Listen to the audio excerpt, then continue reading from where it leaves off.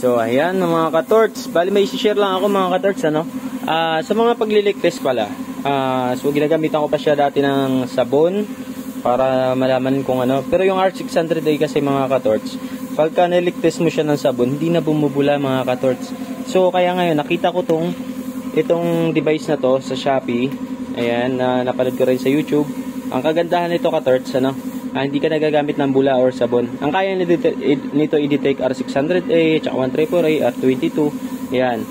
At saka dito mga ka-torch, sa dulo niya mga ka-torch, kung makikita mo dyan, pag inon mo to, para siyang may umaapoy dito. Malit na malit lang, parang karayom. Ayan. Siya yung ano, na nakaka-detect ng mga flammable.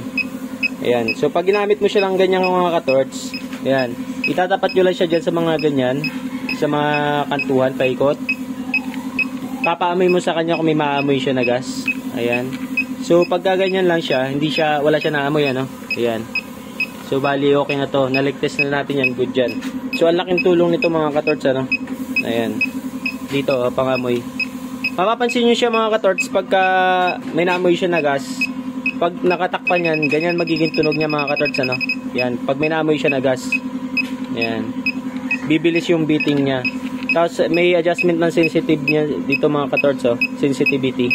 Ayan. So ayan lang mga ka-torch, sa mga gusto mag-order nito mga ka-torch, lagay ko lang dito sa link ng video yung ano natin mga ka-torch yung link nito sa kung gusto mag-order ng ganito Good naman to mga ka-torch, bali yung battery nito mga ka-torch, meron siyang ano, 4 na piraso na AAA. Dito bubuksan mo lang, 4 na piraso. So ayan, i-off mo lang siya. Yan. Naka-off na siya mga ka-torch. Ayan.